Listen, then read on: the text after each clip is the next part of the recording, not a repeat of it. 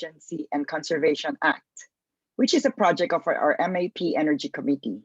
I'm Ruth YU OWEN, and I'm the MC and moderator for today's webinar. Please settle down comfortably. We will now begin our program.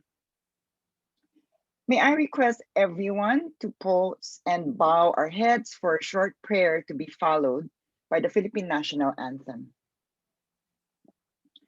Our most merciful God, we welcome to you in our weakness. We come to you in our fear. We come to you with trust, for you alone are our hope. We place before you the disease present in our world. We turn to you in our time of need. Bring wisdom to doctors, give understanding to scientists, endow caregivers with compassion and generosity. Bring healing to those who are ill. Protect those who are most at risk. Give comfort to those who have lost a loved one. Welcome those who have died into your eternal home. Stabilize our communities. Unite us in our compassion. Remove all fear from our hearts. Fill us with confidence in your care. Amen. Mga kababayan, ang pambansang awit ng Pilipinas. Kayang magiliw, ewas ng sinananan, alam ng puso, sa dikit mo'y buhay, lupang hinirang, tuyang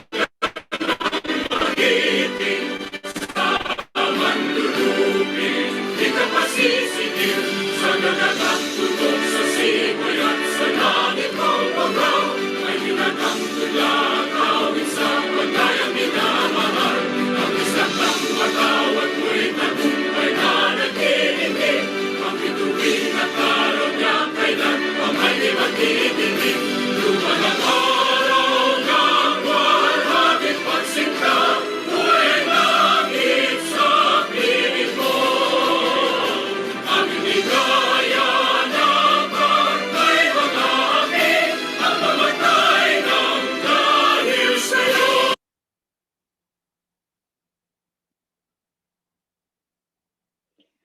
Thank you.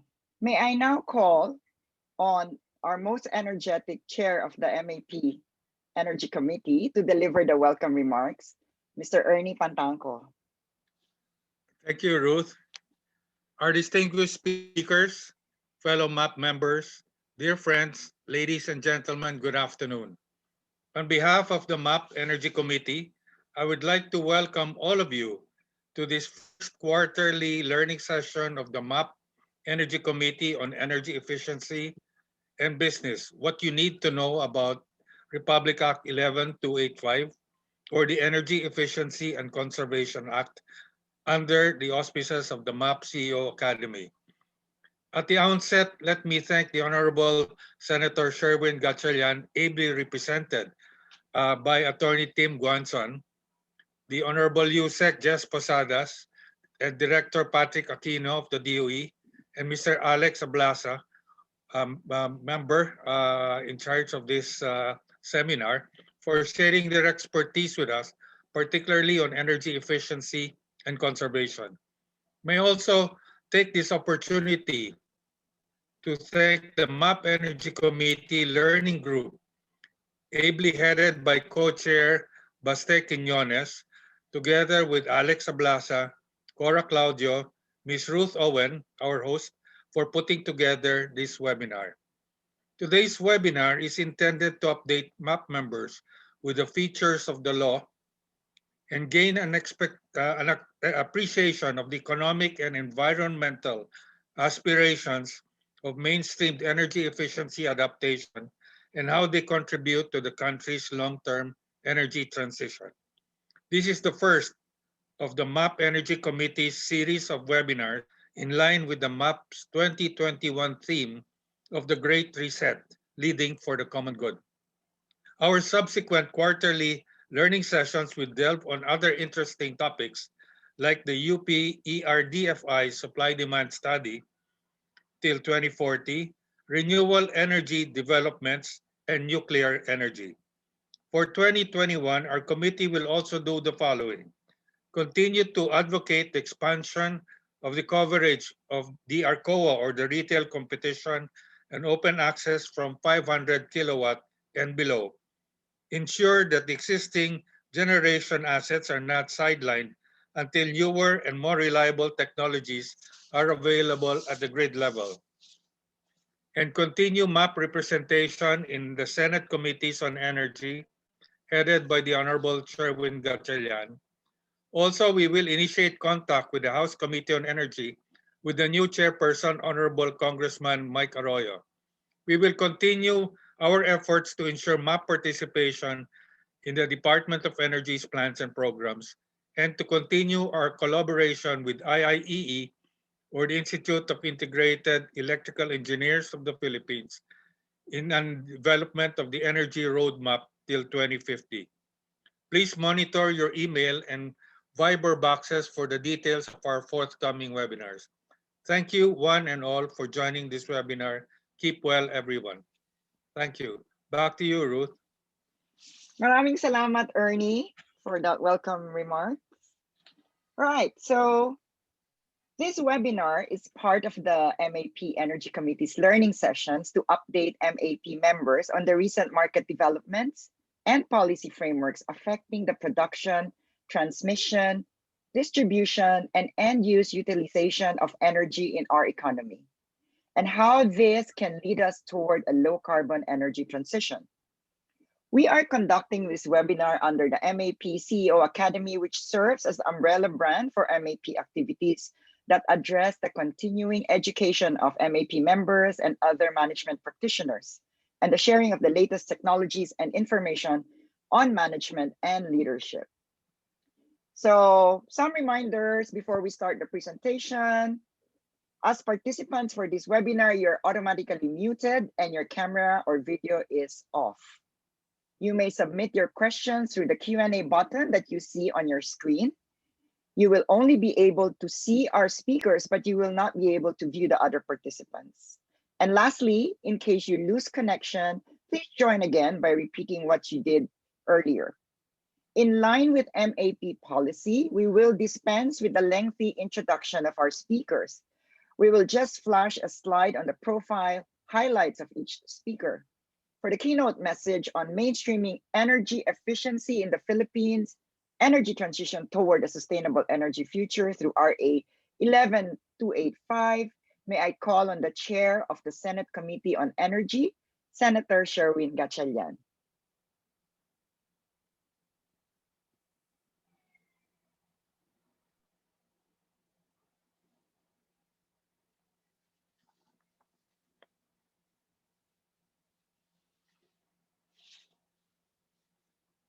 Energy Committee Governor in charge, Emmanuel Bonoan, and to all the distinguished members of the Management Association of the Philippines, good afternoon.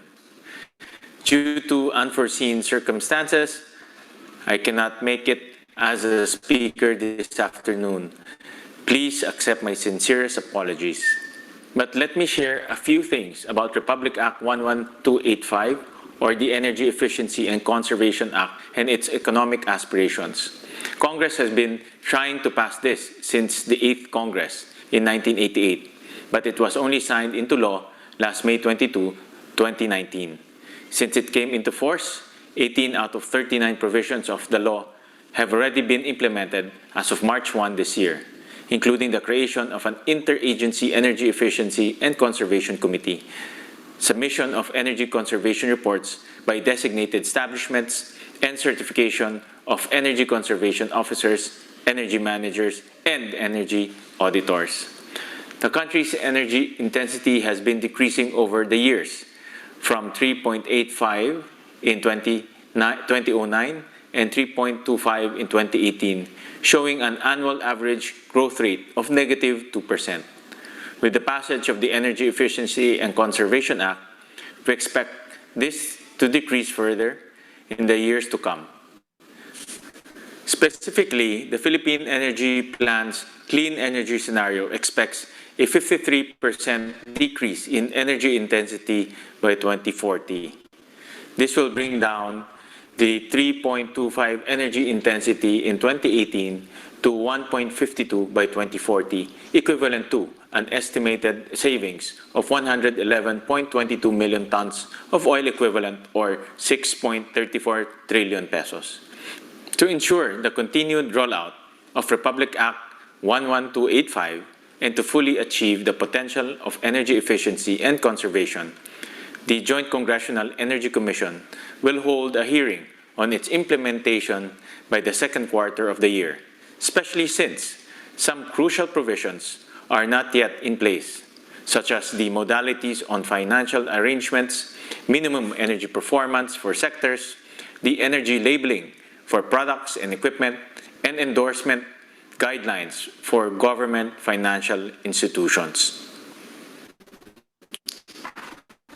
As a leading organization committed to promoting management excellence for nation building, and as an active resource person in the Committee on Energy, to MAP collaboration towards effective implementation of this law. Once again, thank you very much and stay safe.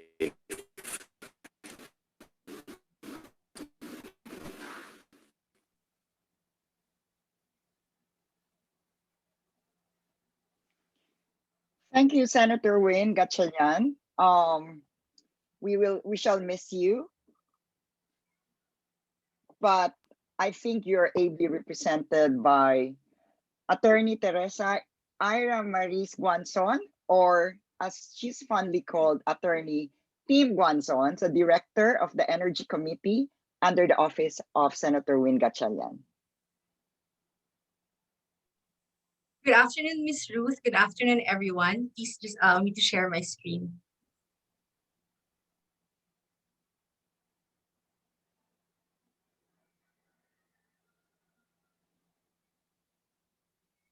Good afternoon once again. So I was given the Herculean task of presenting the PowerPoint presentation of my boss, Senator Sherwin Gatchalian. So he was given the task to discuss the economic aspirations of the Energy Efficiency and Conservation Act and how it can be streamlined as the economic first fuel through a low carbon energy transition. So since the enactment of Republic Act 11285, the question now for all of us, I guess, in the industry is really, where do we go from here? So as we can see, the energy intensity of the country has been decreasing over time, showing an annual average growth rate of negative 1.69%. And as we can see, we're actually one of the lowest energy intensity in the region. And even if we compare our level of energy intensity to developed nations, we're still at a very low level. We're actually lower than Japan and even Germany. But why do we still need Republic Act 11285? Well, one of the reasons for that is we have not really maximized the potential of energy efficiency yet in the country, because as we have seen, the numbers that were presented earlier were pre-RA 11285. And the second reason is because we want to maintain this level of energy intensity, if not improve it, as our economy grows and as our population grows and as our demand for energy grows as well. So please allow me to just present highlights of Republic Act 11285. So it requires energy efficiency and conservation, not just for government, national government agencies, but as well as local government units, GOCCs, as well as the private sector. Apart from this mandate, it also requires minimum energy performance standards for commercial and industrial sectors, specifically buildings, for the transport sector, specifically when it comes to fuel efficiency, and as well as energy consuming products and equipment. It also features, and this is mainly really because of the presence of PE2 and even MAP in our hearings and technical working groups, that the law allows different forms of financing for government energy efficiency projects. And of course, thanks to the efforts of Sir Alex, Mr. ABLAZA, and PE2, it also provides support for energy efficiency projects in the form of non-fiscal incentives, fiscal incentives, and financial assistance. So as earlier mentioned by Senator Win, we've actually identified 39 programs in RA 11285, but this is not an exclusive list of programs because this does not yet include the local energy efficiency and conservation plans, as well as the role of COA. So this is not an exclusive list, this is just 39. So as of March 1, 2021, and this data is from DOE, 46% of these programs are already being implemented, while 21 are not yet implemented. So we've divided it based on the topics. So for government agencies and LGUs, as we can see here, a significant portion have not yet been implemented. And mainly, I think this is because DOE has to touch base with these agencies and it really needs to coordinate with them. When it comes to planning, capacity building, and enforcement, so DOE has implemented most of it, including one of the most important parts, which is the monitoring system targets for the NEESCP and the database as well. But it's yet to issue implementing guidelines on the National Energy Efficiency and Conservation Plan, even for the seminars for our certified energy managers for designated establishments.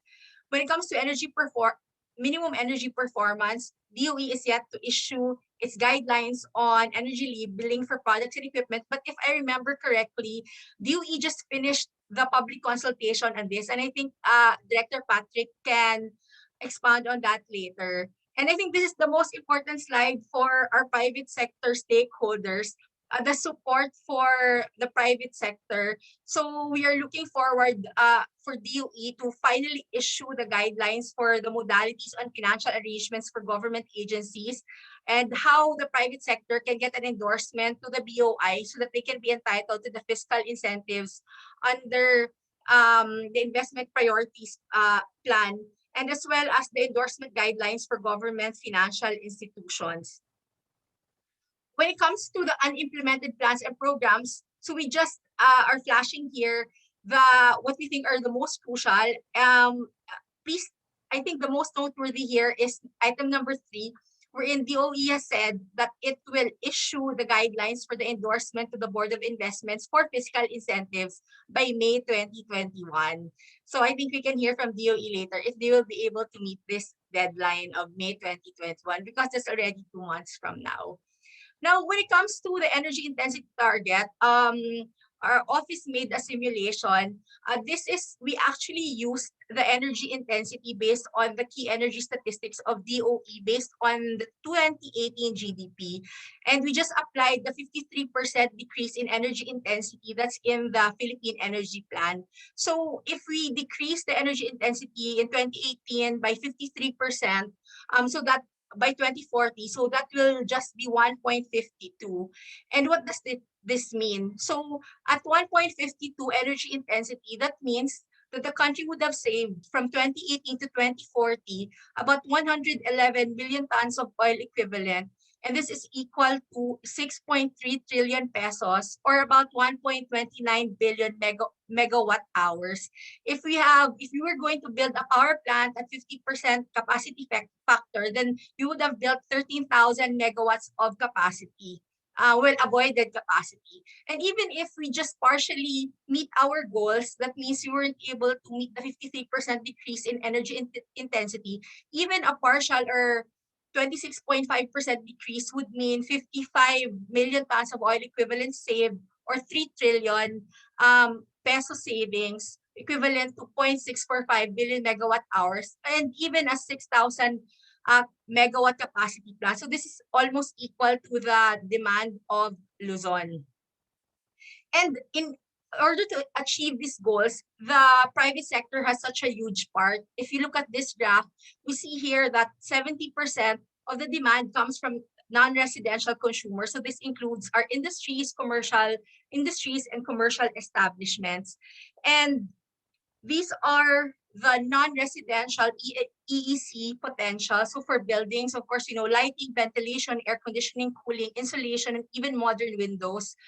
in industrial processing and manufacturing, heat as a byproduct can be used again for appliances and equipment. So this is crucial. But we discuss later for air conditioning. Senator Win has slides on air conditioning. For transport, energy efficient vehicles are twice as efficient compared to non-energy efficient vehicles, and there's a role for electric vehicles as well. In fact, the role of electric vehicles is recognized largely by Senator Win, as he's pushing right now for the passage of Senate Bill number 1382, which will lay down a regulatory framework for the rollout of electric vehicles and charging stations. And crucial to energy efficiency potential is really the role of digitalization, to include smart metering and the smart grid, smart buildings, and even digitalization of power plants that will increase their efficiency. So as mentioned earlier, air conditioning has such a key role. Based on data from Bloomberg New Energy Finance, we see here that electricity consumption for air conditioning will really increase over time, such that by 2040, the consumption from air conditioning will be about 18% of our overall electricity consumption. And because of air conditioning as well, we see here that the load profile of the Philippines will also change through time. In fact, this is consistent with the countries in the ASEAN, wherein air conditioning demand will take up about 25%, 18 to 25% of their peak demand. So there's a huge potential for energy efficiency, even just in air conditioning. Now, one of the countries that Sir has really looked at, and which has encouraged him to really push for the passage of the Energy Efficiency Act, is Germany. So I'll just breeze through these slides because the most important one is at the end. So as you can see here, Germany's GDP per capita is exponentially higher than ours. And even its energy per capita is also exponentially higher than ours, although the annual average growth rate is both negative. And access to electricity, of course, Germany has achieved 100% electrification since the 1990s, and even electricity use per capita, their electricity use per capita is also exponentially higher than ours. But, and this is the crucial slide, but if you look at their energy intensity, we're almost the same, and ours is even lower than them. So what we really want to achieve is, in the future, through the Energy Efficiency Act, we want to have this level of growth, but at the same time have a low level of energy intensity, if not better. So this is really what Senator Win is aspiring for with the passage of the Energy Efficiency Act, that we can decouple our GDP growth from our energy consumption. And through that, we really need the help of the private sector in the full implementation of the law. And from the end of Senator Win, he will ensure implementation through oversight, specifically the Joint Congressional Energy Commission. He mentioned that there will be a JCEC hearing second quarter of this year. He has actually discussed this already with his counterpart. And the topics will be the Energy Efficiency and Conservation Act and the Renewable Energy Act, because these two laws do come hand in hand. And he has also always been supportive as well of the energy transition, and he recognizes that these two laws are crucial in the energy transition, among others. And he's looking forward to working in the future with P2, with MAP, and the rest of our private sector stakeholders here in the full implementation of all these laws, and even the the pending bills that are in the committee. So thank you very much.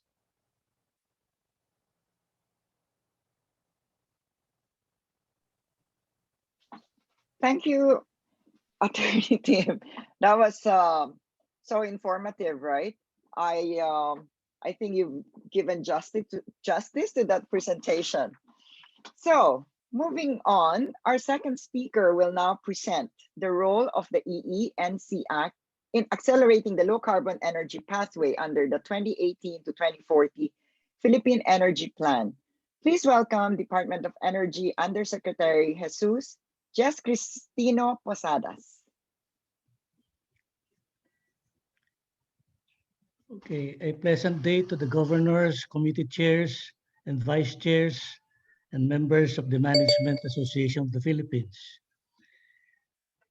On behalf of the Department of Energy Secretary Alfonso G. Cusi, I would like to express our thanks to the MAP for taking up the topic of energy efficiency in these trying times. I'm also honored to be in the presence of captains of industry who, despite the onslaught of COVID-19 pandemic, are striving to keep the economy afloat. Next slide, please.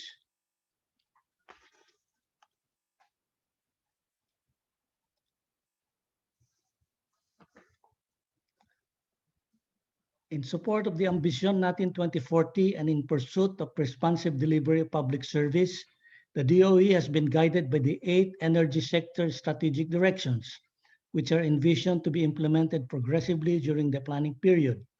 These strategies encompass the government's call towards inclusive growth, high-trust society, and a globally competitive knowledge economy. In the medium term, the DOE focuses on the 9-point energy agenda with priorities on consumer-first policies, reliability of energy supply, and affordability. And central to the energy agenda are as follows. First, access to basic electricity for all Filipinos by 2022, adopting a technology-neutral approach for an optimal energy mix, improving the supply of power that is reliable to meet demand needs by 2040, developing LNG needs for the future in anticipation of Malampaya fields depletion, facilitating the completion of transmission projects by 2022, pro-consumers distribution framework for affordability, choice, and transparency, streamlining domestic policy to cut red tape, delivery on power sector assets and liabilities management for privatization, promoting efficient use of power among consumers through information, education, and communication campaigns. To provide context on energy efficiency and the related topic of emission mitigation, the country's total final energy consumption in 2018 was 34.3 million tons of oil equivalent, with oil products accounting for almost half of the total at 16.9 million tons of oil equivalent. Notwithstanding the fluctuations in domestic pump prices during the most parts of 2018, coupled with implementation of the excise tax provision under the TRAIN Act, consumption of gasoline and diesel used primarily for road transport accounted for nearly 80% of the total oil consumption. Next slide, please.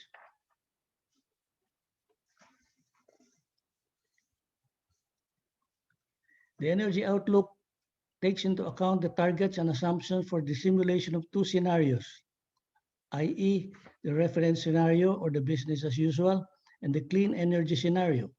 The outlook likewise incorporates the Asia-Pacific Economic Cooperation or APEC aspirational target to reduce aggregate energy intensity by 25% in 2030 to 45% by 2035, with 2005 as the base year period, as well as the ASEAN Plan of Action for Energy Cooperation or APAEC 2016 to 2025, target reduction in energy intensity of 20% by 2020 and 30% by 2025.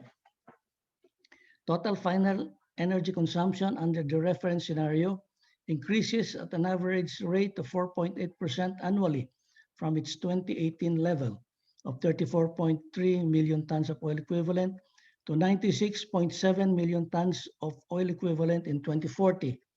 The transport sector remains the most energy intensive sector with more than 1/3 or 38.4% share of the total final energy consumption over the planning horizon. Industry sector gets around the 4th or 24.3% average. Both sectors contribute significantly to the TFEC levels from 2018 to 2040. Household sector accounts for 21.9% average, followed by the services sector with a 13.7% share. The agriculture sector continues to have the least share of 1.6% of the total final energy consumption. Next slide, please.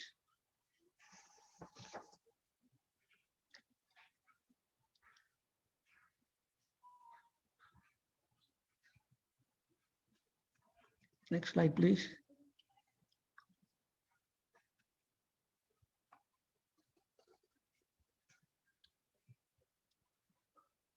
The country's total primary energy supply under the reference scenario is projected to grow at an average rate of 4.6% a year to reach 160.7 MTOE in 2040 from 59.7 MTOE in 2018. Coal and oil continue to dominate the supply mix with 36.2% and 32.3% average shares respectively. Renewables average share is 27.2%, while natural gas accounting for the remaining with an average share of 4.4% across the planning period. Actually, the business as usual. On the other hand, at the clean energy scenario, aggregate supply from renewables will grow to 44.3 MTOE, while the alternate use of other fuel technologies in the clean energy scenario, contributing 1.6 MTOE to the total primary energy supply by 2040. Energy self-sufficiency will improve in the clean energy scenario as the share of indigenous energy resources increases to 63.5% in 2040, compared with 40.4% under the business as usual. Next slide, please. Energy intensity level is projected to decline by 48.1% in the RF and a 3.3 TOE per million pesos GDP in 2040 from 6.4 TOE per million pesos GDP in 2018. The larger reduction in energy intensity is projected to be achieved in the clean energy scenario with 53% drop from 2018 level to 3 TOE or ton of oil equivalent per million ton pesos or million pesos GDP. Next slide, please. Okay, these projections are also reflected in the nationally determined contributions of the energy sector, which aims to reduce greenhouse emissions. This reduction will be complemented by the greenhouse emissions avoidance from the use of renewable energy in both grid and off-grid areas. We have synchronized our Philippine energy plan preparation with our NDC process to have a scientific and technical support while being more holistic and transparent in our process. Thus, the NDC is reflected in the environment chapter of the 2018 to 2040 PEP. Aggregate GHG emission reduction of the energy sector is about 2.8% for the period 2020 to 2030 and 12.3% for the period 2020 to 2040. Unconditional policies and measures relate to the Government Energy Management Program 5% energy reduction, whose implementation will utilize public finance.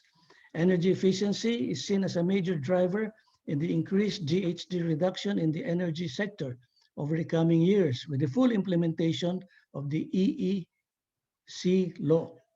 Conditional policies and measures include the implementation of the aspirational target of at least 15,000 megawatts additional renewable energy capacity from 2021 to 2030 and at least 10,000 megawatts of additional RE capacity from 2031 to 2040. The entry of new and other emerging and highly efficient technologies and the increase of 10% penetration rate of energy vehicles for road transport. Conditional policies and measures also cover the conduct of impact and vulnerability assessments of the energy systems and infrastructure, institutionalization of energy resiliency policy, mainstreaming of climate change adaptation in energy policies, plans, and programs, implementation of smart grid technology, and development of strategies in changing demand patterns. Next slide, please.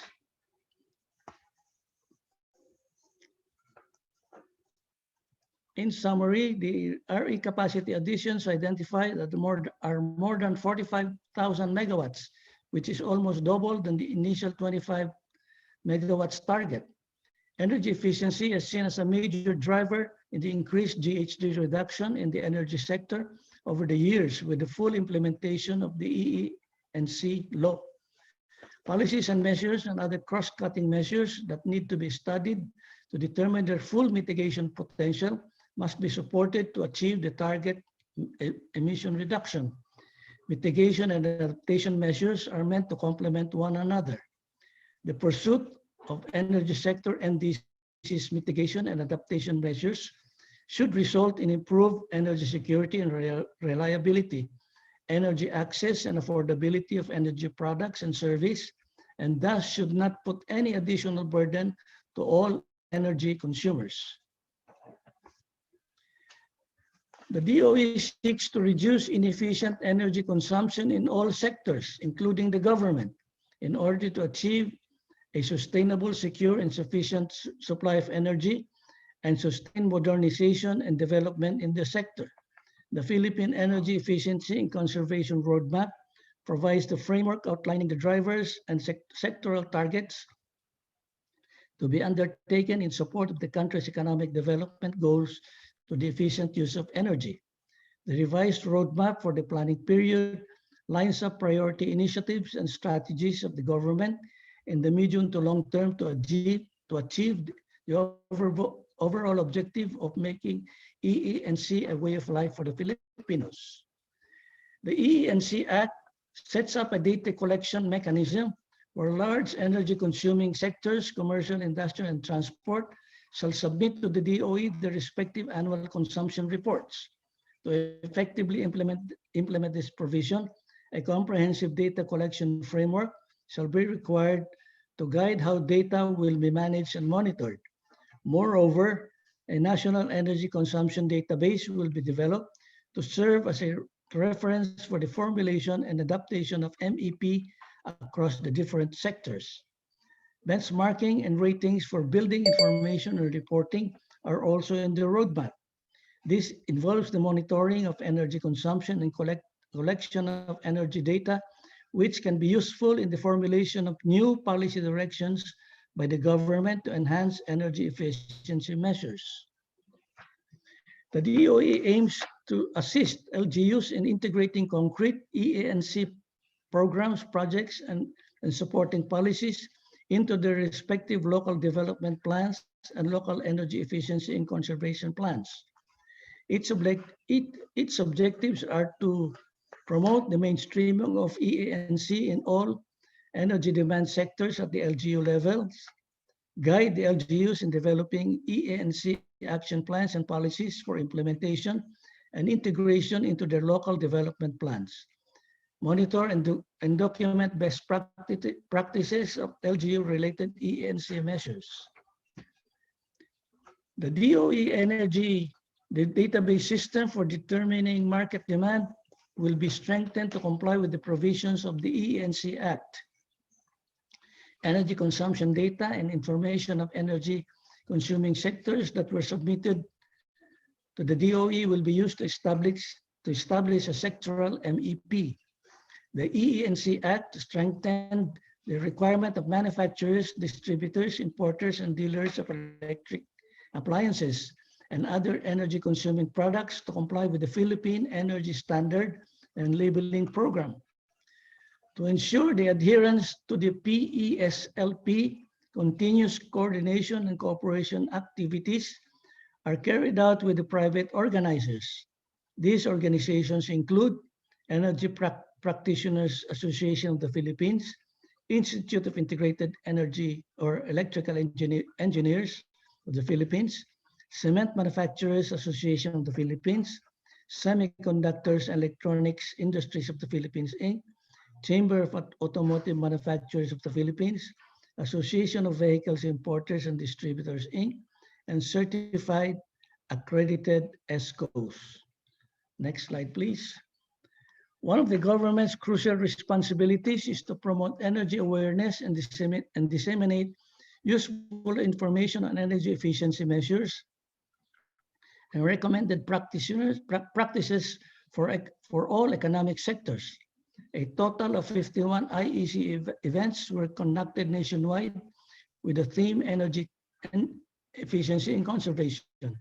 The DOE, using EU-assisted project on access to sustainable energy program, conducted a series of fora on the EESC Act and its implementing rules and regulations to promote LGU participation and EESC initiatives, particularly in developing and implementing local energy efficiency and conservation plans, instituting an energy management program, strengthening the government energy management program, concessional financing packages from government financing institutions for EENC projects, and providing incentives to the local investment incentives plan. Likewise, awareness raising materials were developed to promote the EENC Act and how it impacts on the consumers and energy stakeholders. That ends my long presentation. Thank you. Maraming salamat, Usec Jess.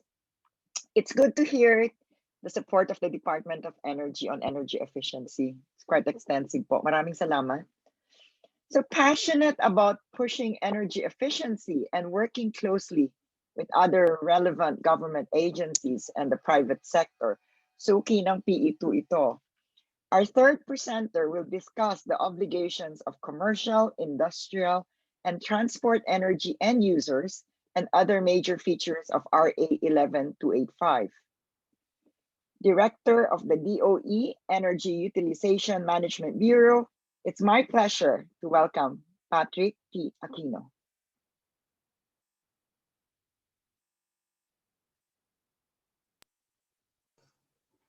Yeah, thank you, Miss Ruth, to my colleagues in the industry. I personally would like to extend my deepest appreciation for the invitation to talk to you about the Energy Efficiency and Conservation Act. I think the screen share is on. The title of this presentation is Obligations of Commercial, Industrial, and Transport Energy End Users under the Law. But I'd like to strike it out. I do have to indicate that we say it's opportunities. I think it's really a big misnomer for a lot of the businesses and those in attendance right now. I'm taking a look. I'm already responding to your questions. That I've done quite a number of talks already on this topic, and the impression that this particular legislation is an additional burden or imposition, I think it's a misnomer. And I'm here to tell you why and explain to you why this is not the case. So it really starts off from this concept of a designated establishment outlined in the EEC Act. There are three classifications as of the moment. It is based on the energy intensive or the nature of your activities. The classification is on annual energy consumption.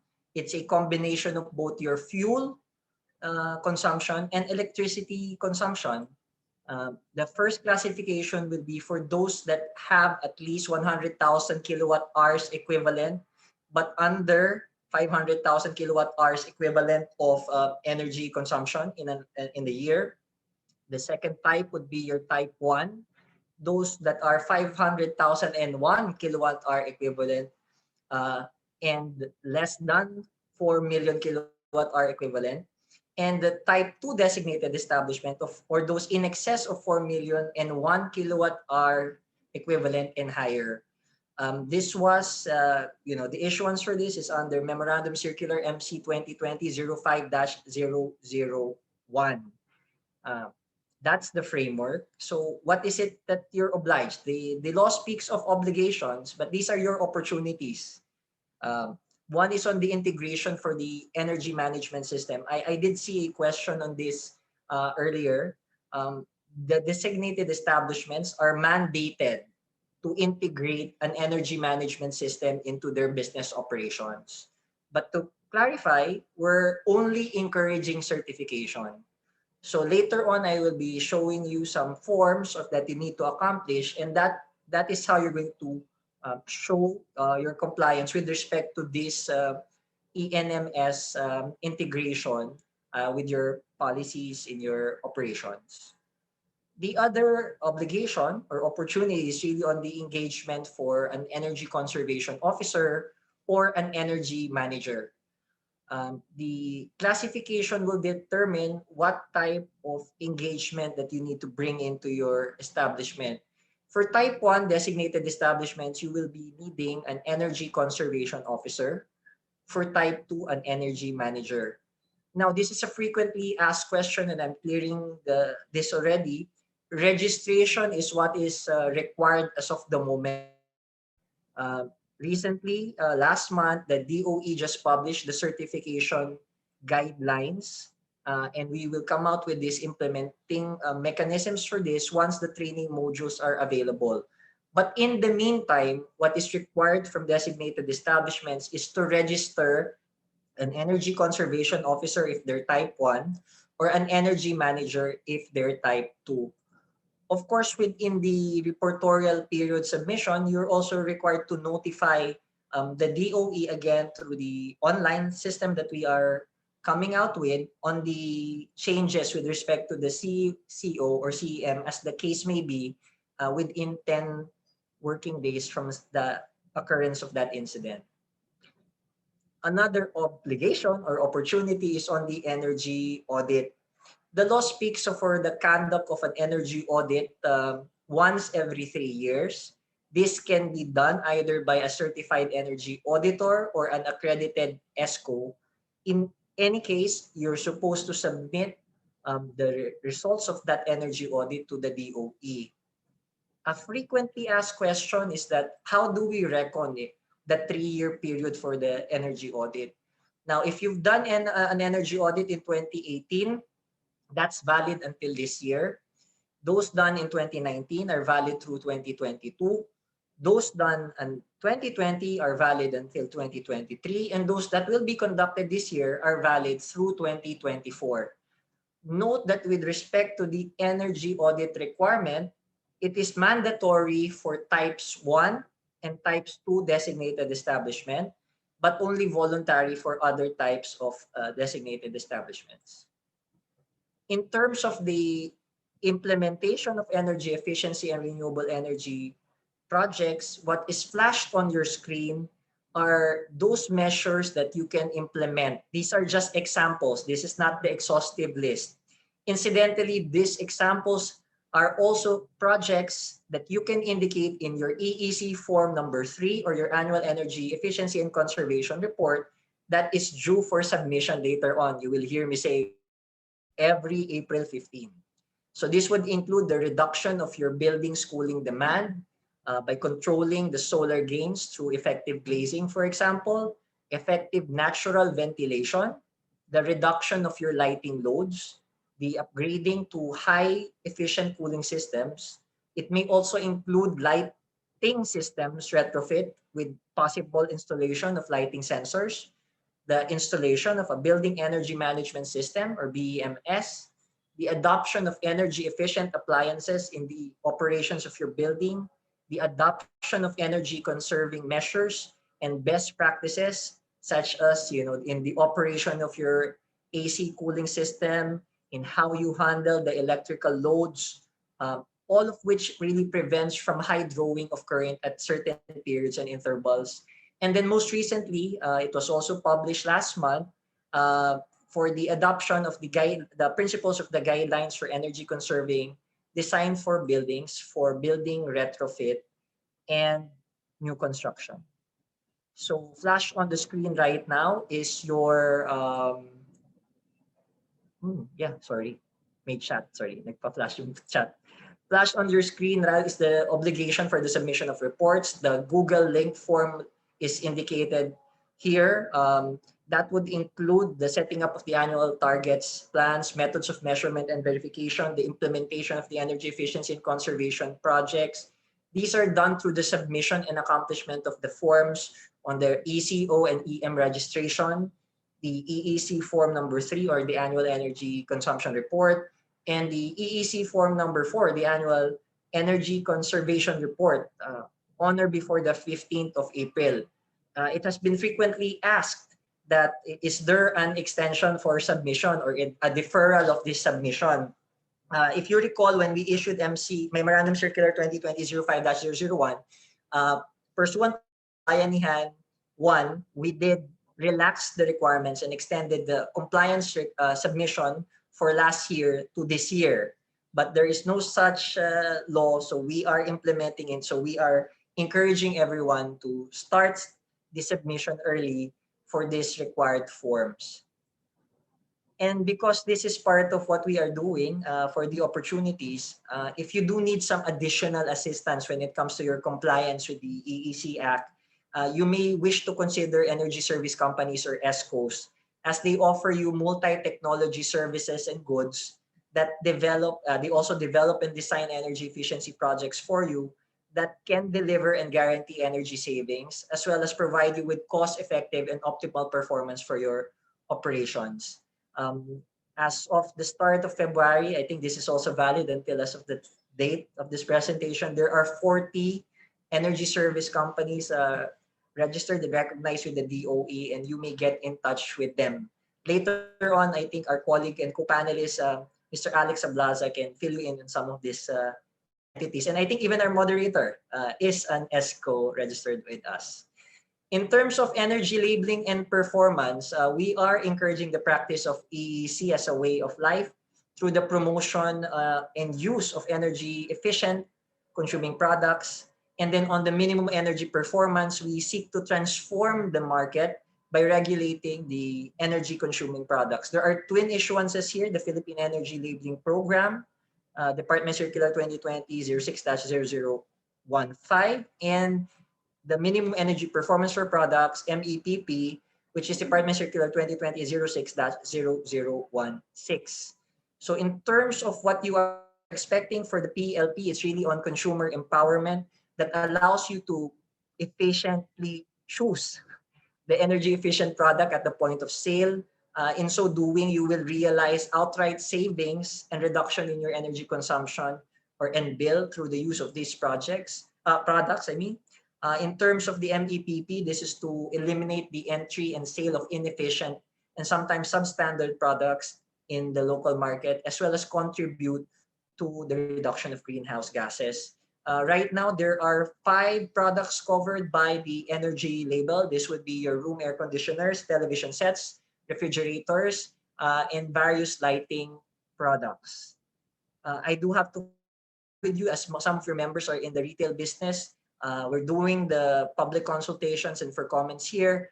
There is a requirement for you to attach the energy label in the products itself. There's a requirement to exhibit these energy labels in all your publications, including advertising. That's in the law. Cooperate during the conduct of enforcement and monitoring verification activities, and the submission of annual information on the inventory of these covered energy consuming products. I'm leading to the tail end of this presentation, incidentally. On the energy conserving design for buildings, this was the last issuance made by the DOE Secretary Cusi last year. It was published and will take effect on March 6 this month. It encourages and promotes the use of energy conserving design of buildings, as well as services to reduce the use of energy with due regard to cost effectiveness, building function, comfort, health, safety, and productivity of the occupants. It covers retrofits and new constructions for facilities with electrical loads of at least 112.5 kVA, or a total gross floor area of 10,000 square meters. I think earlier on, Attorney Tim mentioned this is where the opportunities would come. That's why we are also expediting the incentives mechanism, which I would also extend a personal invitation to the MAP to join us for that final leg of public consultation, either at the end of this month or the first week of next month. In terms of the certification for energy conservation officers, energy managers, and energy auditors, this provides for the guidelines, assessment, registration, and certification of these individuals and professionals. This is covered by the first issuance made by the Secretary Cusi this year. It will also take effect on the March 6 after publication, 2 weeks from the publication date. Essentially, what would be happening is that this will be a certification program that TOE will be recognizing training institutions, and it will be the training institutions who will be issuing the certification. The DOE will likewise recognize these certifications. The certifications is proposed to be valid for 3 years, which will be updated thereafter. For the fiscal incentives, a lot of you are very curious as to where we are on this. We are aligning this and this with the latest development with the passage of CREATE. Incidentally, the BOI for its part has issued the necessary guidelines for the inclusion of energy efficiency projects in the Investment Priorities Plan or IPP. But for context, we will be endorsing products that are designed to reduce energy consumption or caused by any improvement, repair, alteration, betterment for any building facility or any equipment, fixture, furnishing to be added to or used in said building and facility, including vehicles, manufacturing, and the provision of related services. Right now, from project application to the endorsement, we are looking at a 20 working day processing time, consistent with what the BOI has issued. The evaluation criteria would have to hurdle at least 15% project boundary. This would be equivalent, the extent of your project boundary, the higher the project boundary, the more ITH you are going to receive. Incidentally, we've also included self-financed projects that will be endorsed by the DOE for this. I'm not sure at the present lineup of the attendance, but we did set up and gave out awards for the energy efficient green buildings. Later on, this is the non-fiscal recognition for individuals and establishments component of what we've done for innovations in energy efficiency and conservation, including its best practice and successful projects implemented, as well as the energy efficiency projects. Just to situate you where we are envisioning, at least for the commercial and industrial sectors, where we see this going, we are seeing this that in terms of the policies for the reportorial submissions have been made here. We do have private sector involvement through the ESCOS. The incentives, at least the non-fiscal ones, we've started implementing it. The certification of the ESCOS, we've likewise done it. On the engagement of ECOs, the certification modules are forthcoming within the year. We can confirm that to the team of attorney team and the team of Senator Gatchalian. And in terms of the medium term, we're really looking at coming out with the minimum energy performance for sectors that will serve as the building energy utilization index preliminarily. That would be the groundwork under the minimum energy performance circular for this particular sector. But later on, we do want to institutionalize energy efficiency projects and come out with a zero energy certification program for the country, wherein that's the long-term vision. So that facilities will be net zero, meaning it's coupled with renewable energy and energy efficiency technologies that they are effectively not drawing anything from the grid. I'm taking a look at the time, and I think I've exceeded my time if I'm not case.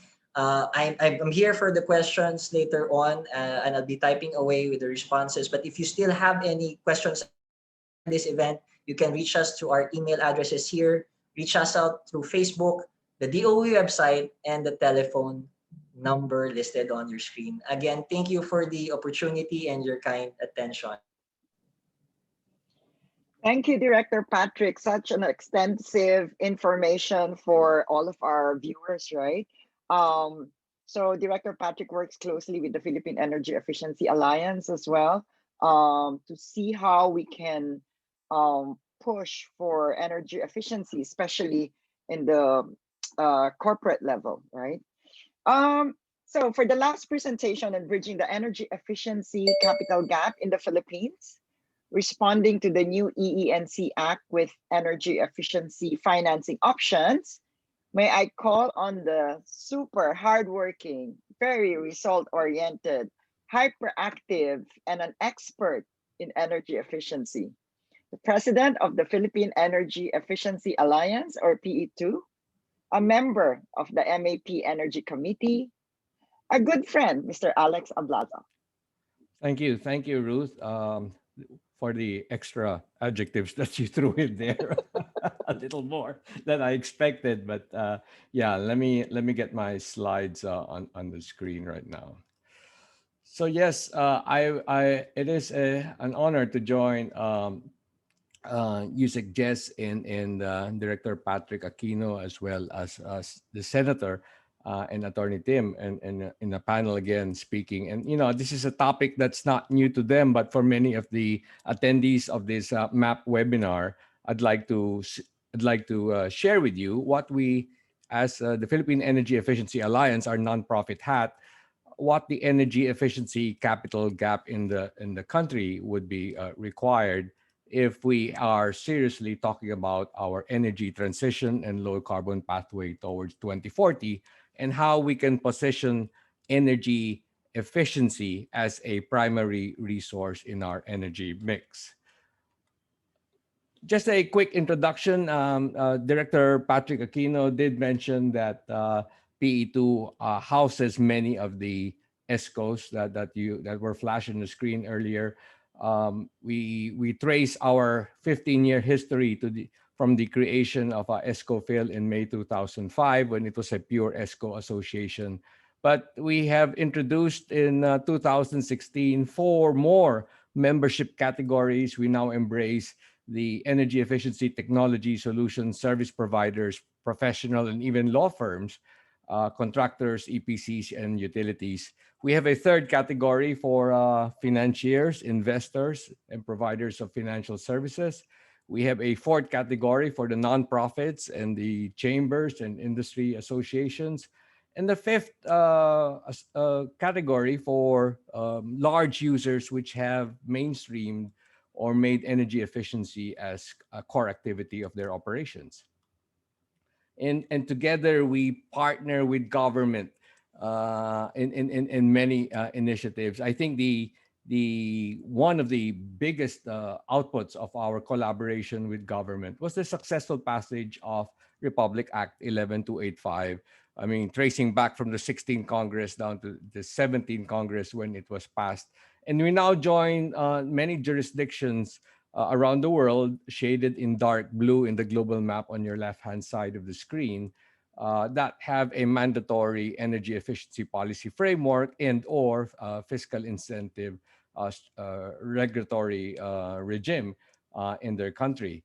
We want energy efficiency eventually. Okay, this will not happen overnight, but eventually we want energy efficiency to be dispatched as the economy's first fuel. The pie chart that you see on the right-hand side of the screen, I keep on borrowing this from the American Council for an Energy Efficient Economy, positions energy efficiency as the third largest resource in the United States energy mix in 2015, only next to natural gas and coal. So its position is even much larger than that of nuclear and renewable in the US.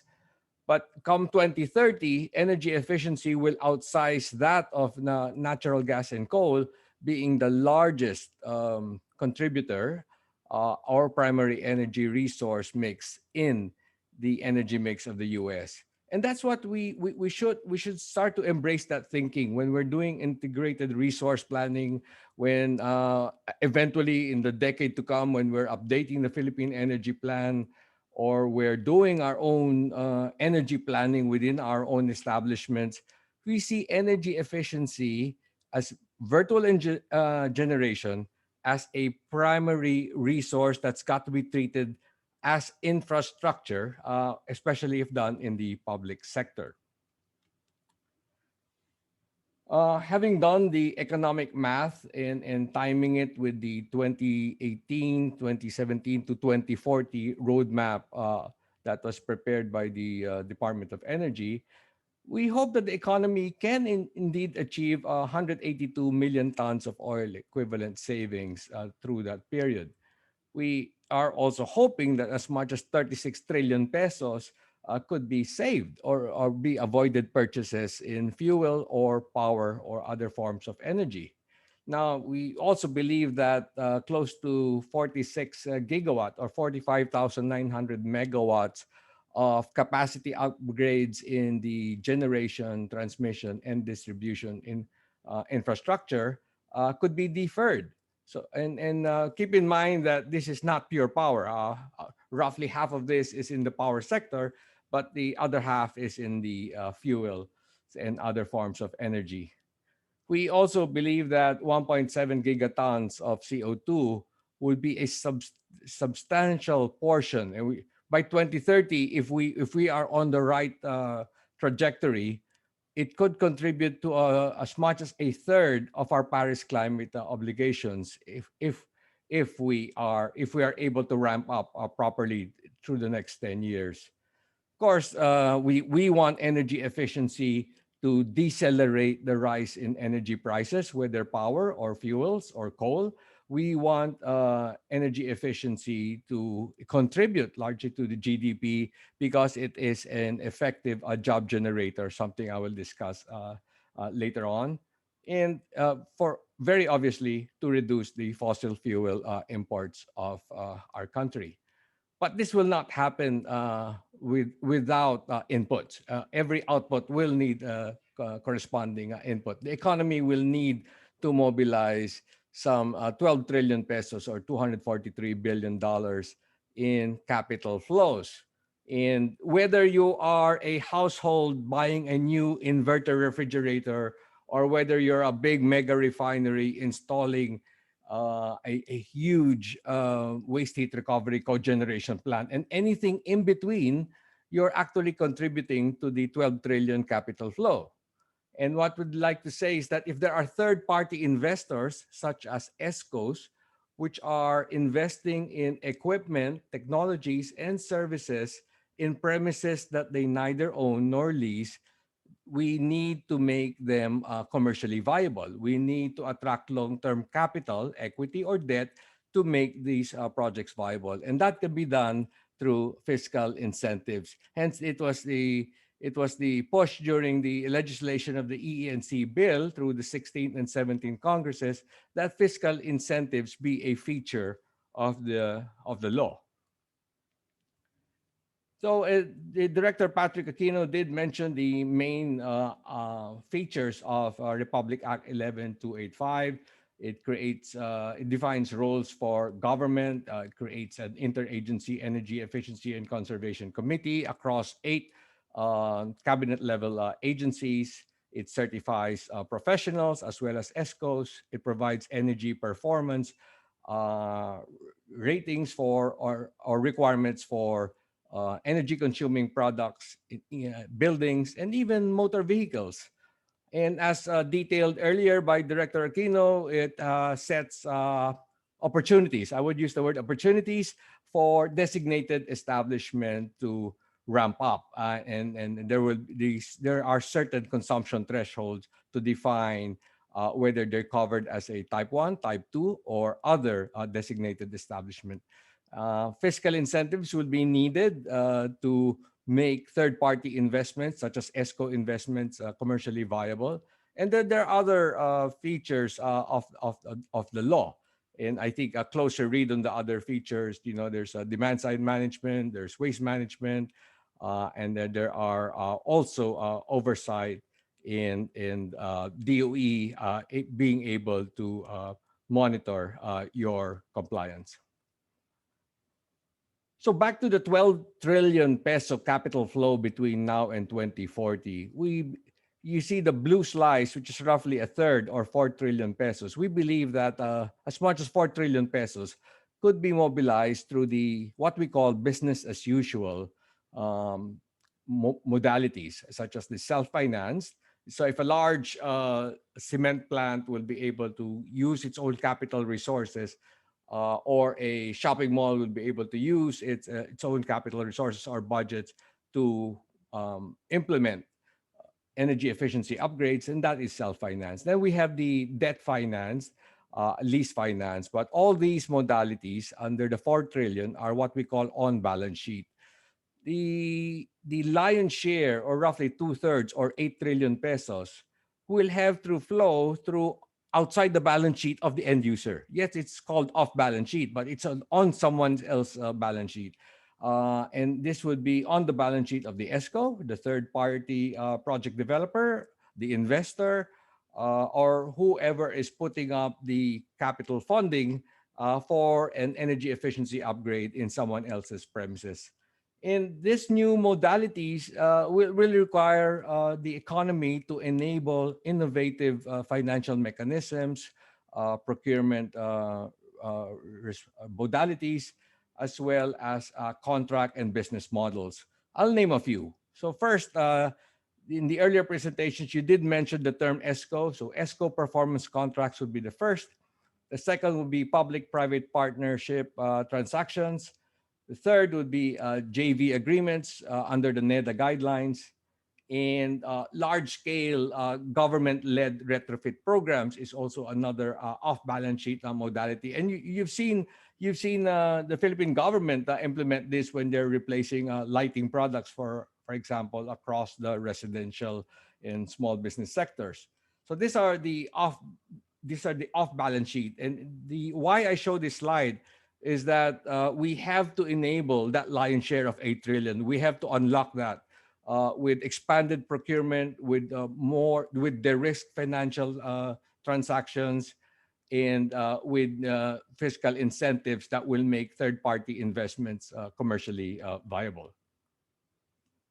So let's quickly run through each of the modalities. The self-financed is very common among the top 500 corporations who are able to appropriate capex budgets, short-term capex budgets to purchase new technologies, solutions, services for their facilities, for the sitting within or energy efficiency upgrades within their premises. And they often contact a technology or solutions provider, in some cases an ESCO. And it's a straight deal, often just a purchase order.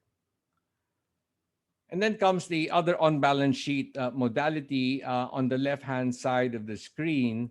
It's the building owner, facility owner, or fleet owner, or even household that is borrowing from a financial institution and allowing an ESCO or technology solutions provider to implement. So it's on the balance sheet now of the end user or the designated establishment or the building owner. But on the right-hand side of the screen, this is an off-balance sheet model. It's the ESCO now that's borrowing. So it's the project and the assets will sit now on the balance sheet of the ESCO and no longer on the balance sheet of the end user or building owner.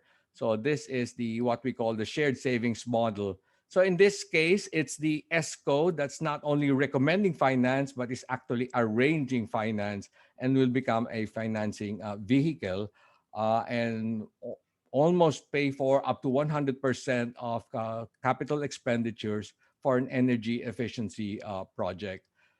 Today, there are at least 4 banks that are extending energy efficiency related lending on the private sector side. It's BPI and BDO, and the government financial institutions. These are the Development Bank of the Philippines and the Land Bank of the Philippines. The third, in what is emerging in many developing countries, is the third-party investor. So you have aside from the ESCO, because the ESCO sometimes have lack access to long-term capital funding for a portfolio of projects. So instead of debt, they need equity investments. So a third-party investor will be actually flowing equity capital through an ESCO and enter into contract with the end user. So in this model, there is no direct contract between the building owner and the ESCO. It's the third-party investor now who will remain as the asset owner of the project through the remainder of the service contract, typically 8 to 10 years. That will enter into an energy service agreement with the end user. And we have a DOE registered or DOE certified ESCO sitting behind that contract back to back issuing performance guarantees to the third-party investor. You've heard the term ESCOM, and many are encountering the term for for the first time.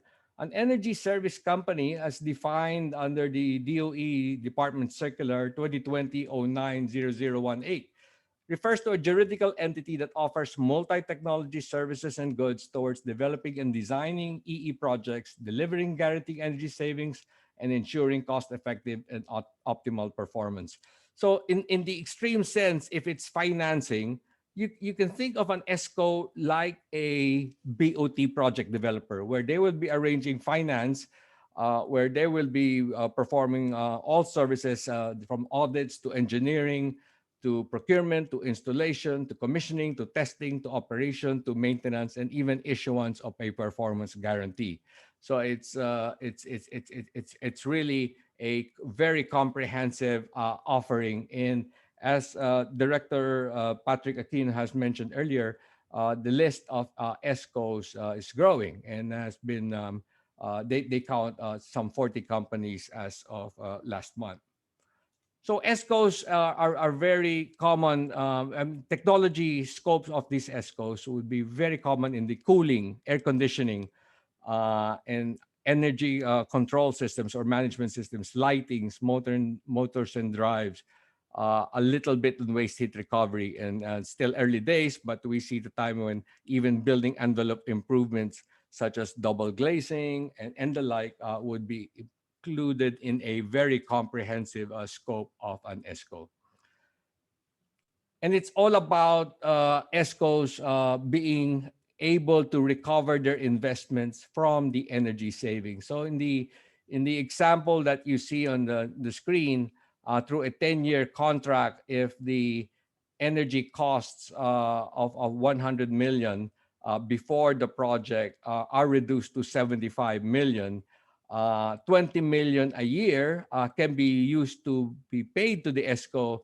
In this negotiation, something like 5 million is retained by the end user through the life of the contract. But after the 10-year contract, in this example, the building owner or end user will enjoy the total 25 million peso savings from that point onward. We have an example provided by JICA, for example, when a government financial institution such as DBP offers an EE service provider to replace all high-pressure sodium lighting in the city of Tacloban and enter into a 10-year street lighting service contract. So this typifies more of the lighting ESCO contract that is possible. But not only lighting, we see government financial institutions targeting other energy efficiency segments. Let's say pumping in water districts, aircon and lighting in public buildings, street lighting for LGUs, energy efficiency, whether building, industrial, pumping, and auxiliary system retrofits for the private sector, rooftop solar, as well as electrification of transport. I'd like to quickly add a few slides just to update the audience. PE2 has had a position that energy efficiency, whether done through legislation or through other policy means, can actually be an economic stimulus. On the right-hand side of the screen, you see a chart, and if I invite you to see the bottommost row of the chart. A typical build program delivers 25 jobs for every $1 million. But the typical energy efficiency delivers 45% jobs for every $1 million, with 37.5 jobs created. So typically, if we do meet to mobilize the 12 trillion pesos in the next 2 decades, we are actually able to. It has the potential of creating as much as 9 million jobs. So it's something to aspire for. Even if we capture a percentage of that, that would be very, very useful for our economic recovery. We have said that the ESCO model is making a strong comeback globally. From its introduction in the 90s, it's now making a strong comeback. And 60% of the global ESCO volume, 60% of 30 billion actually sits in Asia. So we have created the Asia Pacific ESCO Industry Alliance, and Philippines is a co-chairing this. We are in the process of registering a legal entity in Singapore. It embraces the ESCO associations of China, India, Japan, Korea, Malaysia, Philippines, Singapore, Taiwan, and Thailand. And we are expected to welcome Indonesia anytime now. We have also co-founded the Global ESCO Network. So I represent Asia in this Global ESCO Network, which is headquartered in Copenhagen. I also seize this opportunity to invite all of you to the Energy Efficiency Day, which we will celebrate every April 12th. The DOE, hopefully Secretary Kusi will be there. Senator Gatchalian has confirmed. We await the confirmation of Speaker Velasco. Dr. Sarkar of the World Bank, who is their energy efficiency thematic leader, has also confirmed. Dr. Yongping Jai, who is the chief of the energy sector group of ADB, has also confirmed. Melanie Slade of the International Energy Agency in Paris has confirmed, as well as Dr. Soren Lotken, who chairs the newly founded Global ESCO Network. So we all look forward to meeting you there. This will be a free webinar, and we will be circulating the link. We invite your companies to be a sponsor or supporter of this Energy Efficiency Day. So I stop there and I hand over back to Ruth for the rest of the session. Well done, Alex. I've been listening to all your presentations in the last few years, and every time there's something interesting. So 9 million jobs for 12 trillion investment. That's interesting. In the next 20 years, right? And also, please do not forget Energy Efficiency Day, April 12, 2021. So before we start with our Q&A, may I invite our speakers to keep their video on for a short photo op.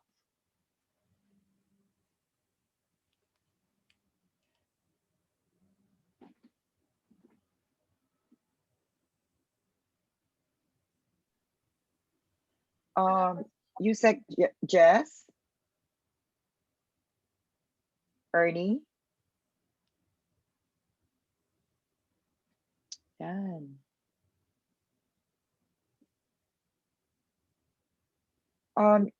Okay.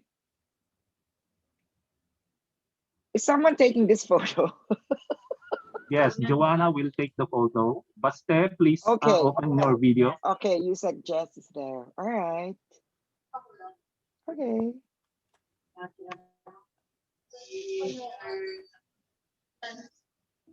Okay.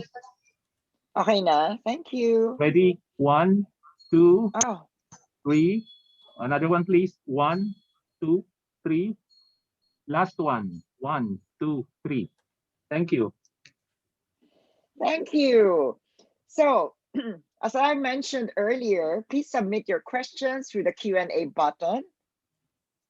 We apologize, but due to time constraints, the webinar participants will not be given the opportunity to speak. But I could see that our very active question answers, answered all the questions is Director Patrick Aquino, helping us with all the Q&A that's been posted. So let me start with my own question, right?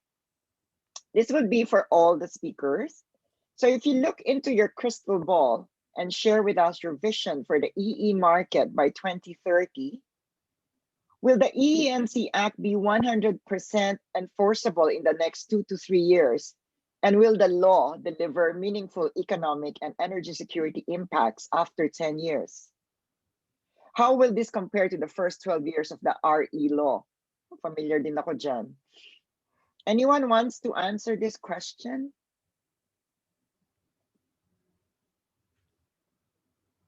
Director Patrick? Yeah. Okay, please go ahead.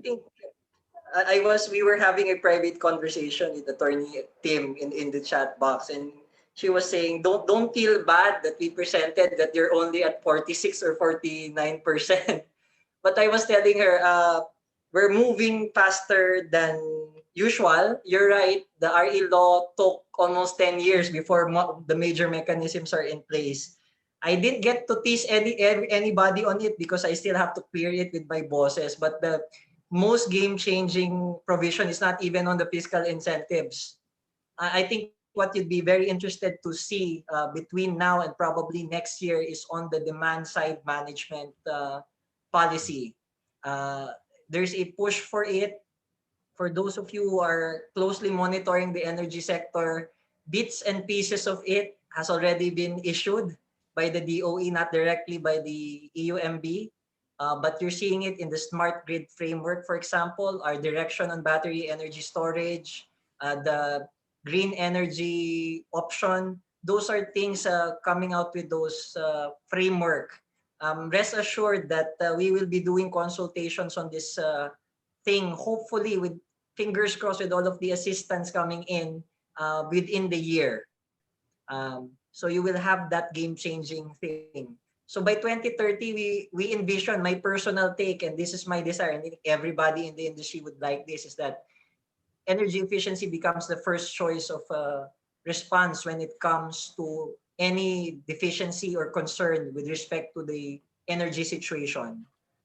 Similar to other jurisdictions, we foresee, if we get to do this correctly, that the demand response, there might even be a demand response market present for the Philippines, which will be unique and dynamic so that people would have the capacity to contribute in alleviating and easing pressures on the grid. Very poignant the slide of Senator Win as ably presented by Attorney Tim earlier. Our main focus, and you are seeing that's why we're very active on the energy labels and minimum energy performance, is cooling is a major driver of consumption for the commercial and industrial sectors. And you will see us work more actively along with our partners in DTI, DENR, and DPWH, because we're one with them in updating the Green Building Code, the Philippine Green Building Code. Substantial portions of it will be part of what we have just issued, the guidelines on energy conserving design for buildings. But if you want to go there full on, stay tuned. We're working double time to make sure that this happens. That's our commitment, not only to the team of Senator Gatchalian, not only to our dear Secretary Cusi, but also for everyone here, because sustainability is the name of the game. And if we don't do this, we will not improve. We will not grow. So thank you.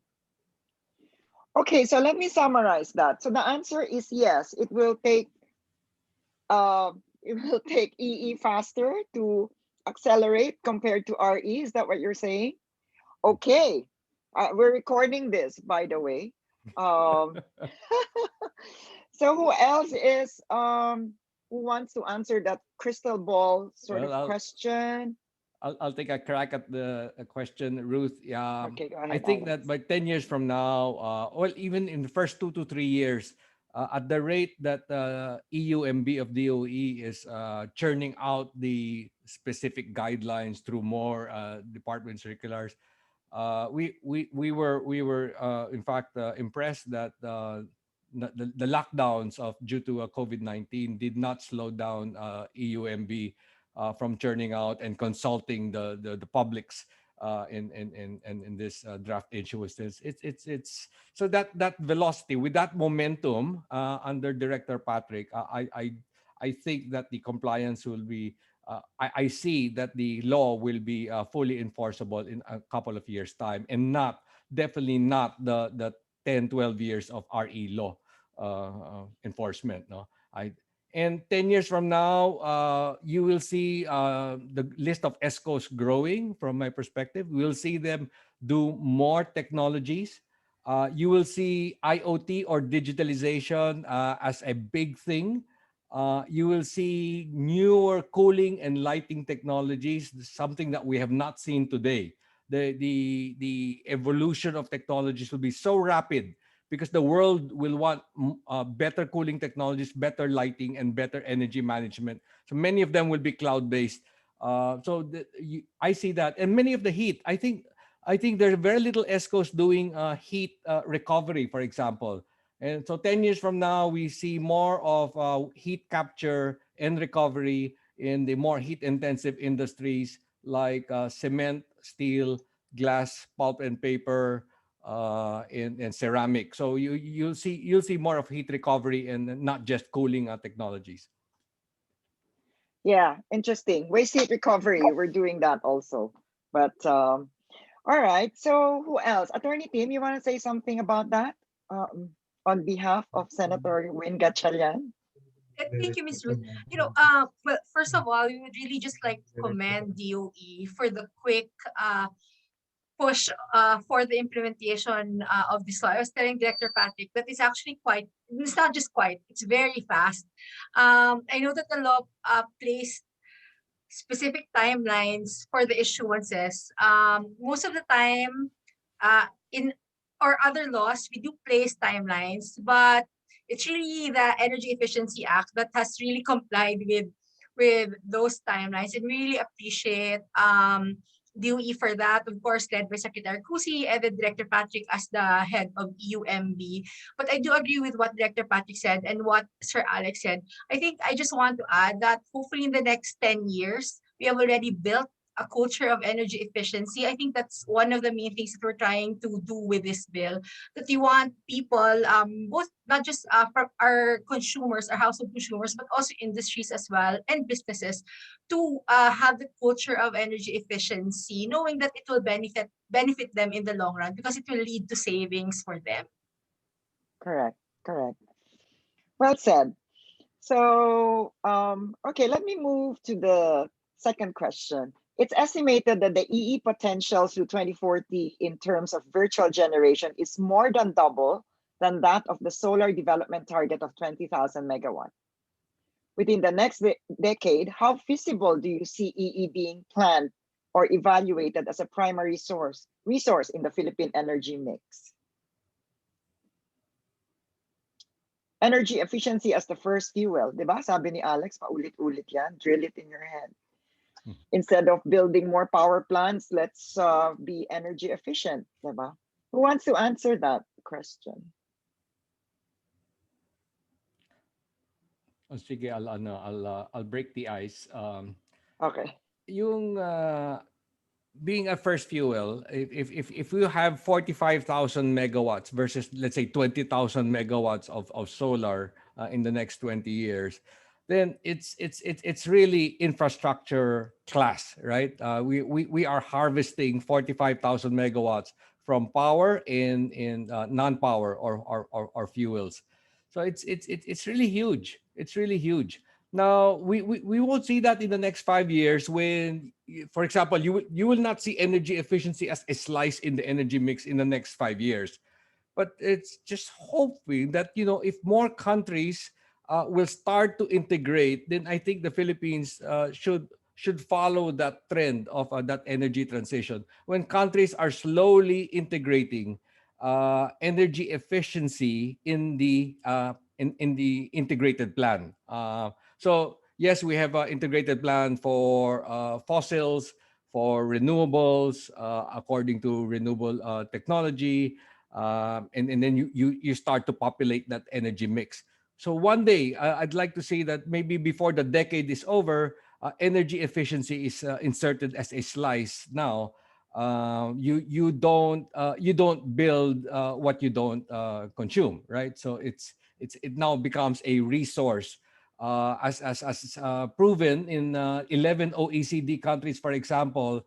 As much as 65% of their energy was contributed by energy efficiency through a span of, let's say, 21 years. So that was and that is where the word first fuel was born, when the 11 countries realized that it is the largest energy contributor if plugged within the energy mix. Yon. It makes sense because, it's the right thing to do, diba? Why would you build more power plants when you can save be more energy efficient. I think it's to simplify it. But who else wants to add to that? Let me add to that. Sige, you suggest, please. Yeah. Well, actually, it's a function of information. In other words, we have to monitor exactly a baseline and then go for energy efficiency relative to that baseline. That's why I always advocate to follow the energy management system, the ISO 50001, where you start with the baseline. In other words, you relate your energy consumption either to your production, to a variable that is related to energy consumption, and then you implement energy efficiency projects relative to that baseline so that you will know exactly what is your energy savings. So, and that will be your way of calculating energy savings as a first fuel. We have to realize that the Philippine economy today is a service-driven economy. With the projected rise of manufacturing and with the gathering of information relative to that, then we can try to figure out what is your energy savings as your first fuel. So really, it's a function of information. You have to know exactly what you are saving so that you can relate that to your to a first fuel monitoring. So, kasi today, you don't measure it. In fact, in my view, if companies, because today they can pass on the fuel costs to their customers with more information, education, and communication activities, people realizing that they cannot just pass on whatever energy costs inefficiencies to your customers. If it becomes now more awareness on consumers. Na, for example, in the hotel industry, they just leave the air cons going, whether there is somebody in the rooms, or even function rooms with air cons on without any people, even lights. Lighting in the halls, in the hotel halls are on. Now, whether it makes sense for sensors to be installed, it should be, because consumers, if they are now aware and they're conscious that they should not be paying hotel bills na ganong kamahal, because yun na nga today hindi nga na-figure out na they cannot just pass on energy costs to consumers.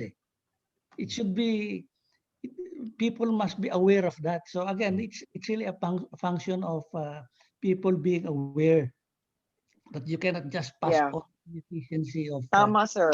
Awareness, consumption. right? Because if you're not aware or conscious with what you're doing, you're just encouraging a culture of waste. Mga ganyan, diba? And it goes.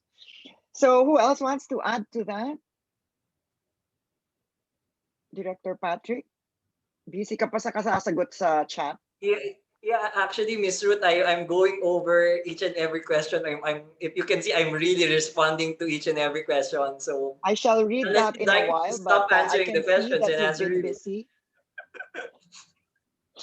Okay, no, let me go to the next question. Para marami tayong masagot. Ruth, I just want to add, Ruth, Okay. on that 10-year horizon also, because Usec POSADAS did mention, passing on. No? So I said, if energy efficiency will also be sort of regulated on the supply side, and it is actually through ERC provisions, no. But if the business models and the investment models and the capital recovery models of demand side be applied to supply side in the next 10 years, so you can imagine an ESCO service contract to improve transmission efficiency of an NGCP 100 kilometers, or to transfer a high voltage substation. So all I'm saying is the business models on the demand side by an ESCO or PPP that can be commuted or replicated in supply side energy efficiency or loss reduction projects as well. So that's the 10-year horizon that I hope would happen. Yes, excellent. Tama yan, diba? If you make the grid more efficient and all that, the cost of power will also go down, diba? Yung mga pilferage. And which leads me to my question here. How can we benefit from lessons learned from other EE markets, such as Germany? Will smart grid legislation serve to bolster the objectives of the EENC Act? Smart grid. Who wants to answer that? Attorney Tim? Ms. Ruth, so smart grid. So this is something that the committee has actually been monitoring. In fact, not only just smart grids, but also smart meters and really the digitalization of our energy system, because it will pave the way for decentralization and even a really more efficient integration of our renewable energy sources. Currently, I think there's no need for legislation for that because that can be addressed policy side. I think that's something that's being looked at. Correct me if I'm wrong, Dr. Patrick. I'm not sure. I think DOE has a circular on this, correct? Actually, at Attorney Tim and everyone, there's really no, if you ask me, but some people have a different take. They want a law passed for every little thing. But at the heart of the smart grid is actually the ability to control your demand, which is we do have existing frameworks for it. And I don't want to preempt because we're still doing internal discussions. It's not just EUMB, it's not just EPIMB, it's not just REMB who's talking here. As indicated in the law for demand side management, we're also talking with ERC and PESA. So the answer is yes, there is game changing in terms of the incentives. I think if the concern of our audience is that, well, there's no clear law that gives you the incentives for smart meters and smart grids. And I will answer to you, there is actually, it's included in the IPP as we speak right now. And in terms of the other things that we will be working on with you, because a lot of the comments are saying, oh, there's no incentives when we do this shift. We're in talks right now with the Climate Change Commission so that under the Green Jobs Act, the CECO, the CEM, the energy auditor that you hire will be recognized, and there are incentives built into that. But I don't want to over-deliver and over-promise on those things. It's not just DOE who is working on it. There's Climate Change Commission, there's Department of Labor. But for your assurance, to the hard work, of course, of Senator Win and the fellow senators in this present composition, they've passed all of these things right now. It's just that we're now talking and we're making sure that this entire sustainability ecosystem gets packaged in a way that the full benefits of all of those laws are linked together. So it starts, nagpipitch na ako, it starts with you starting to submit your requirements under MC 2020-05-001. Please, enough with the questions on what would happen if I don't submit. We made it very clear that directionally what we're after is for you to comply and submit. We do not want, and I don't think Attorney Tim is here, and this is recorded, our direction is not to impose the fines and penalties. Our goal is for compliance. Our goal is for you, for each and every one of us to work together for that sustainability and having EEC as a way of life. So our assurances to you right now is that you will not expect that I will start fining people for non-submission.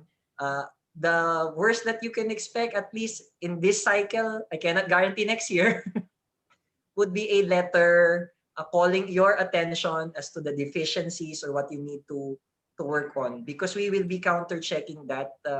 Thank you for the assistance, Attorney Tim, and also our partners in the electric power and downstream oil industries. They have provided information. So yes, DOE is now in possession of information that can validate if you're telling also the truth with respect to your submissions. Thank you. Ms. Ruth, I just want to add Director, okay, go on, please. I think, but one main consideration, and I think Senator Win has also said this in other fora, the main consideration really with digitalization is really the cost component, since it will be passed on to our consumers. So I think that's something that's also being looked at, especially, let's say, with the rollout of smart meters, because we do know that only a few distribution utilities now have rolled out smart meters, and it's not even for the entire franchise area because of the cost considerations. But hopefully, through time, cost will go down, and eventually, hopefully, our utilities will also realize the advantages of investing in smart meters and investing in a better grid system, and it will also help in their resiliency, especially after our experience in the pandemic, with billing issues. I mean, the smart meters could have addressed that, so hopefully our utilities will realize that as well. Yeah. Yeah, that's right. As time goes by, the technology price goes down, right? Just like with the solar and the wind turbines, etc. It becomes more competitive. So going back to what Director Patrick said, so walang makukulong, no, Director Patrick, pag hindi nag-comply? May makukulong ba? At least for this cycle, for this year, I've gone on record. I've been doing this. This is like the 12th talk that I've done. Yes, wala. And you can see the issuances and the advisories that we've set up. We've been very clear. I did not. There's actually no penal that I've included there. And I think that's the proof and testament that we don't intend to penalize people yet. But also, to be clear, it's in the law that we can impose fines and we can do the penalties. But to reiterate, please comply. We don't want, the success of this law is not on the EESC Act, is not on us finding and pointing, you did not follow. The success will be measured by the compliance. So please don't think of it na the other way that, hindi naman ako mapaparusahan eh. The thing is, if you comply, we all win. So please comply. Exactly. So that means when you comply, you are able to put structure on how you can be energy efficient. So therefore, your electricity cost will go down. It's as simple as that. Pero pag hindi kayo nag-comply after this period, I don't know what's going to happen. All right, there's another question here. From your perspective, what will be the most immediate challenges of enforcing the EESC Act? How can the business sector help the government reduce, if not knock down, those enforcement barriers? So private sectors wants to cooperate with government, and how do you think, what else can private sector do to help? Actually, the private sector can do the help. That's why we're focusing on you complying at this point in time. Because as mentioned by Usec Posadas earlier, a lot of businesses are not aware of the opportunities into the efficiencies that they can do. Because they have taken it for granted that the prices of electricity is high. So, but if you take a look at it and if you sit down of what we're asking in these forms, in the submissions that we're requiring, you will get to see, if I do this, I can save this much. And that's why, Attorney Tim, I was telling your team, they were asking me, why did we not already set the minimum energy performance for the sectors?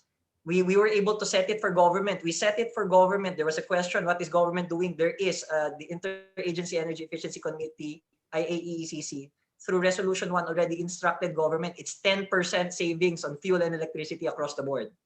So that is what government is doing. Why didn't we come out with that for private entities, for the designated establishment? Precisely because we want people to ease in. But I was telling them, the 10% reduction, I can easily mandate it because I do have studies that indicate that it is very, very much doable. But of course, it will undergo consultations. That's why we're not pushing it at this point in time. Our assurance to the business communities, the implementation of this law factors in the cost of doing business. It factors in the impacts of COVID-19. It has not been asked right now, but I will answer that question. Why are you imposing this at a time wherein businesses are still recovering from COVID-19? Isn't this an additional burden? And I've always said that it's not an additional burden. It's an opportunity for you to build forward better when you resume your operations. because the investments in the changes in terms of the practices that you will do right now, it will translate not only to reduce energy costs on your part this year, it will continue through the other years. So that's what we're asking for at this point in time. Give it a chance. We don't give it a chance. It's the law. We will implement it. Yeah. But it's backed by empirical data. That's why it got passed through the Senate, that efficiency is really needed for sustainability. The resources are there, but nothing beats for us to be efficient in how we use energy, which clearly the Philippines is not that efficient right now. Thank you. Okay. Thanks, Director Patrick. Anyone wants to add to that? Briefly, Yeah. we have 10 minutes. Yeah, In the interest I'll, of time, yes. I'll add to Please, that Usec because Jess. actually the closest to the industry is the industry itself. I mean, energy industry, which as we all know, it's a privatized, deregulated industry. So it should, both the fuels industry as well as the electric power industry should be models for energy efficiency. Can you imagine? Like, for example, in the electric power industry, the from generation, which is 100%, when it arrives at the consumer, it's 88% or 82%. Where is that 18%? 18% loss, 9% is used by the energy generation sector. Then the transmission sector also accounts for the other 9%. So in other words, reduce that. I mean, because all of this is passed on again. So the DOE has already made it a point to assess and evaluate the generation sector to see how they can be more efficient. Of course, we have old plants, but that's not an excuse because at the end of it, it's the electricity consumer that is paying for all of this. So again, even in the oil industry, from the terminals to the depots to the pumping stations, gasoline stations. So yun, all of that should be accounted for. All of those logistics costs, they should be more aware, and even consumers must be more aware that there is a lot to be saved from these expenses, and at the end of it, as I always say, it's the captive consumers that will be paying for all of this. Thank you. Yes, I agree with you, sir. Okay, so Ernie. Yeah, just to echo points of Usec Posadas, actually that's currently happening already in the power generation side. No?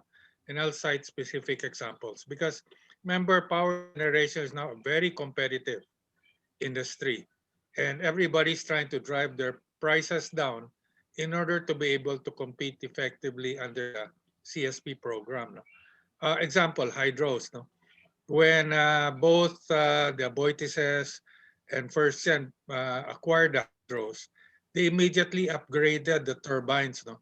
Which increased the output by 20% because these turbines are pretty old in order to make them more efficient.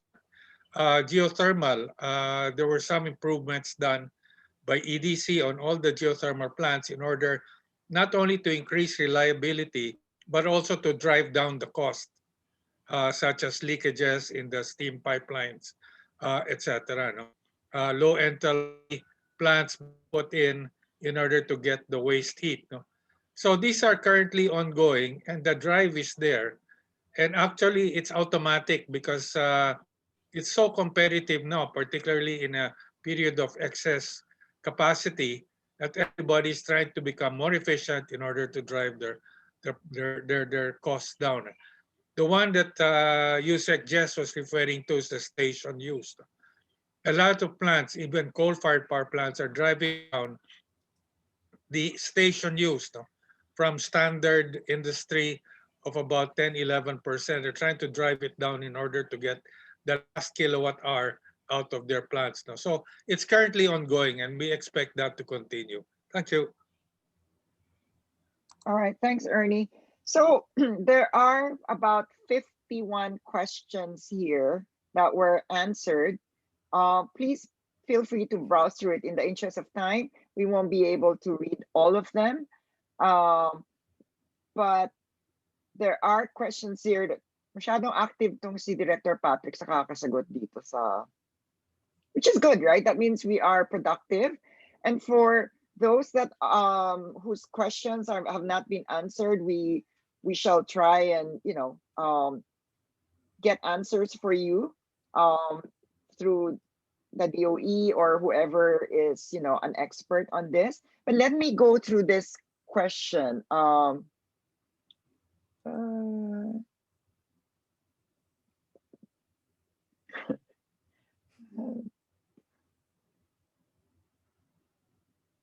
What is our energy status in terms of total installed power producers, generators in the country, and what part of this capacity can be considered as a reserve capacity? Do we have sufficient reserve capacity at the moment? From Rodrigo Bacalso. Meron ba?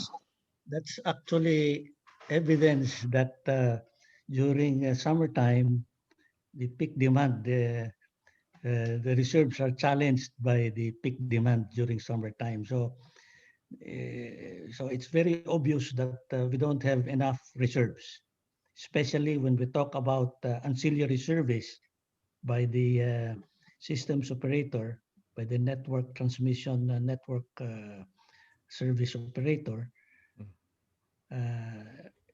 Kulang na kulang. That's why the DOE has mandated that the ancillary service reserves must be firmly contracted, not on a non-firm contract, but just like what the Secretary always says, a non-firm contract is like a spare tire without air. So there you go. And you can also see that in the WESM, because as always the Secretary says, how can we have a spot market when we don't have sufficient capacities? So it's something that well, actually it's now being acted upon because we will be soon having a capacity market, because today our spot market is just an energy market. There is no capacity market, and hopefully with it's something that will be forthcoming, the issuance for the establishment of a capacity market. Hopefully that will drive capacities to become more sufficient. Okay, thank you, sir. So there is, I think we need to, okay, Ernie, please. Yeah, actually that question is a good segue to our next webinar that we are proposing, which is the UP study for supply demand, where they will discuss more in detail the supply demand situation as a result of COVID-19 and moving forward to 2040. So that will be answered in our next webinar. Thank you. Okay, so I think I would like to thank all our speakers today. We're wrapping up. There are questions like, can we get copies of the presenters' notes? This will be through the MAP. If you need it, you may request. I think the speakers are happy naman to share, right? Yep. Yes, speakers. Yes, absolutely. So, okay, that's really good. This is a very productive webinar. I've learned so much as well. I hope you learned as much as I did. And so thank you everyone for joining us. Thank you, speakers. Thank you, everyone. And today's MAP webinar is now adjourned. Goodbye. Thank you. Thank you, Ruth. Thank Thank you, you. everyone. Bye, everyone. Bye. Thank Thank you, you, Alex. Ernie. Thank you, Director Thank you, Alex. Patrick. Thank you, Usec. Thank you, Attorney Bye. Quanzon. Thank you, Attorney Team. Thank you, everyone.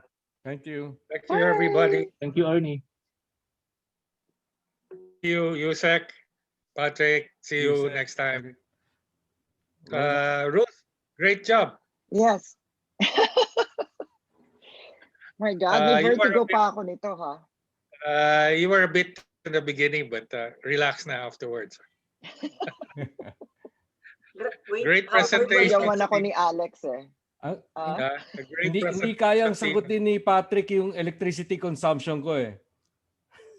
Hindi, actually, while you're still, wala nang nanonood, joke. Wala na bang nanonood?